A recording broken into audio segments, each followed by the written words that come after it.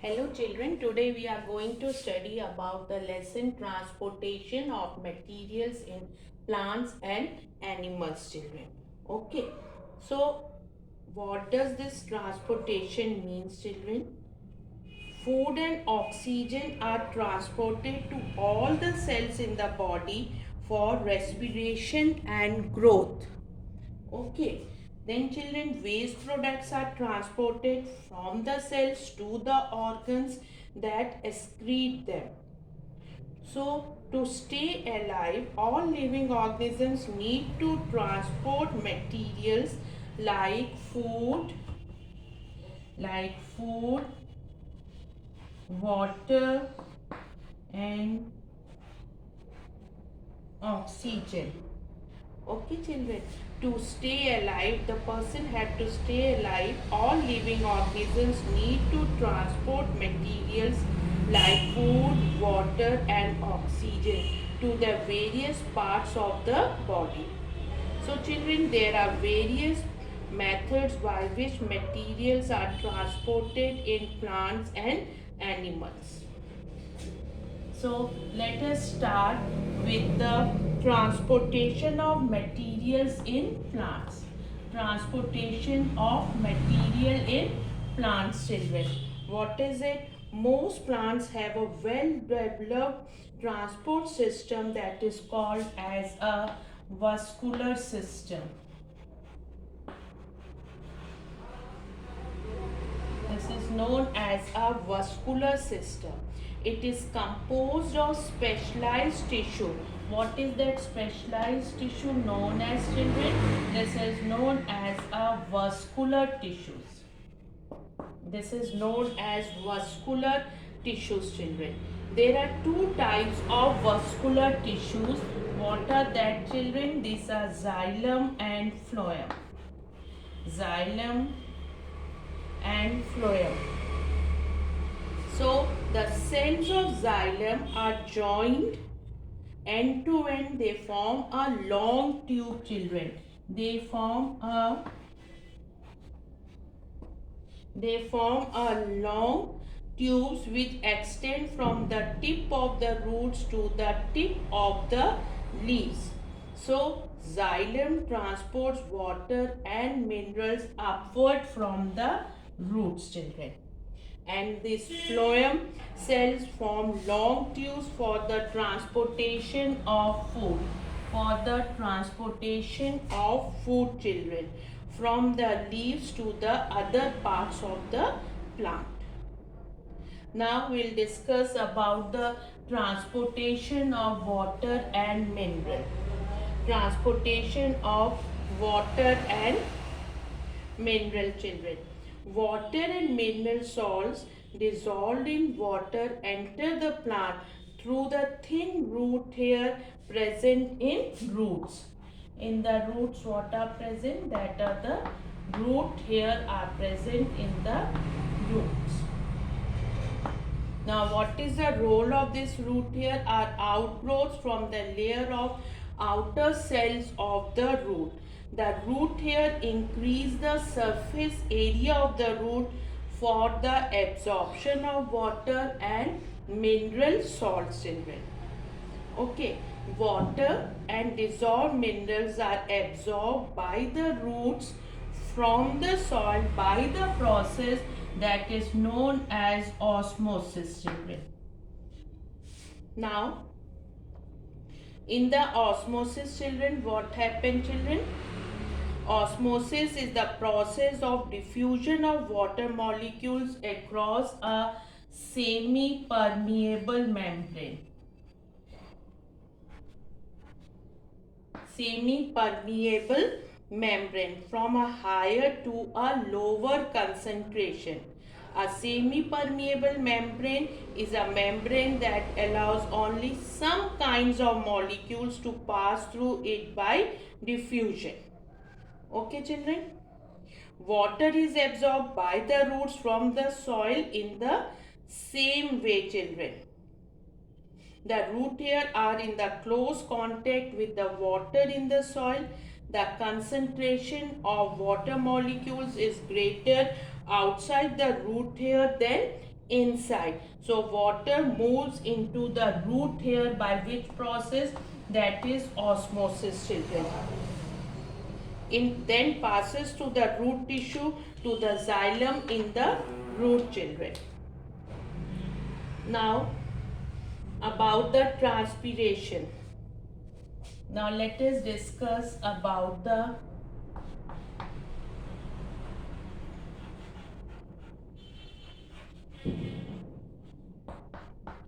the transpiration, children. The root cells absorb water and mineral salts continuously from the soil. This produces a force that pushes the water upward. Children.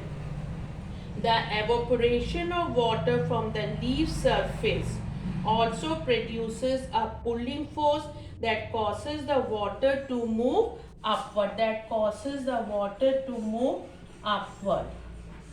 Okay, children. So, the evaporation of water from the leaf surface, that is known as transpiration. The transportation of water and dissolved mineral salts from the root to the stem, and leaves, flowers and other parts of the plant takes place through xylem, children. It takes place through xylem. Fine. After that, children, the upward movement of sap that contains water and minerals is known as the upward movement of sap that contains water and minerals. What is it known as?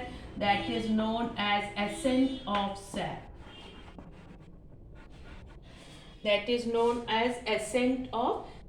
Children. Okay. Now we'll discuss about the transportation of food. Now let us discuss about the transportation of food.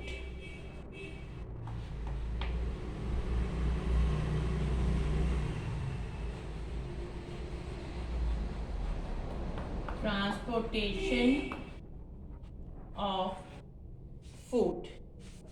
The food prepared by the leaves is transported to all parts of the plant in the form of a solution through a process that is known as translocation.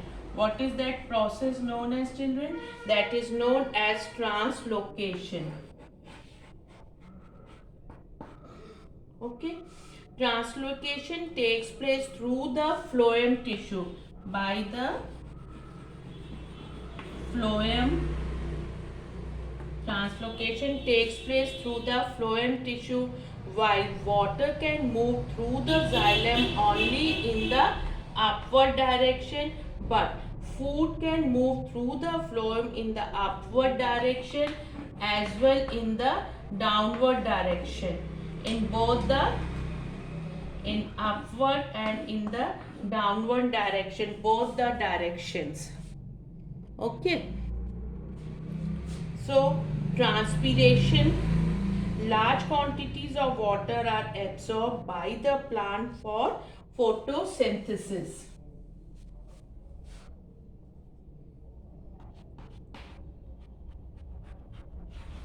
Transpiration. Large quantities of water are absorbed by a plant for photosynthesis. All this water is not used by the plant.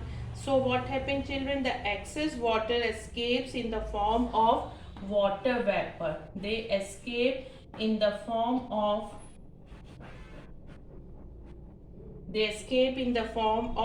water vapor, mainly through the stomata which is present in leaves. So the process of losing water in the form of water vapor from a plant, that is known as a transpiration, children. Okay. Now transpiration of water from leaves creates a suction pull. That creates a suction pull which pulls water up the plants from the roots.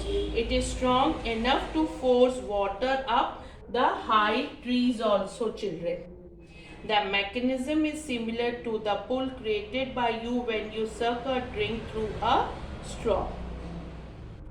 As water is given out by transpiration, more water is absorbed, and the transpiration also cools the plant, children.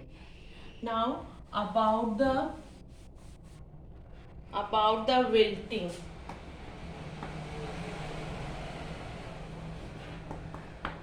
Now about wilting. If water is lost through transpiration more quickly than it is absorbed by the root hairs, the plant cells will lose water. The leaves, stem and flowers will droop. So this is called wilting. Now we will discuss some of the activities, children. Transpiration and leaves, children. Just take a transpiration and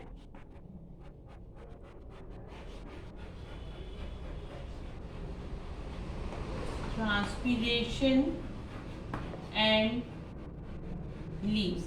Take a potted plant, water it, children.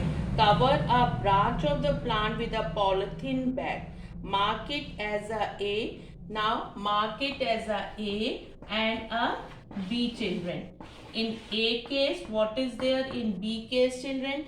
In the A case, remove the leaves of another branch and cover the leafless branch with another polythene mark and mark it as B. Here no leaves are there, children. In this branch no leaves are there, but here the leaves are present. Okay.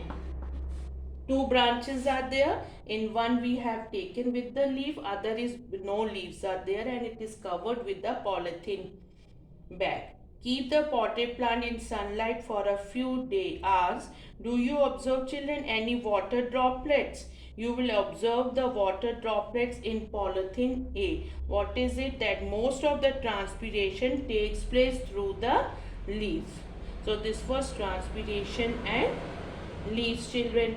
Now we can also do the next activity, that the phloem transports food material in plants. Phloem transports the food material in plants. Okay. Take a plant with a thick stem, remove the phloem tissue, observe the stem after a few days. The stem shows swelling in the upper portion. You will find that there is a swelling in the upper portion, children. Here you will find the swelling. This area will be having the swollen tissue.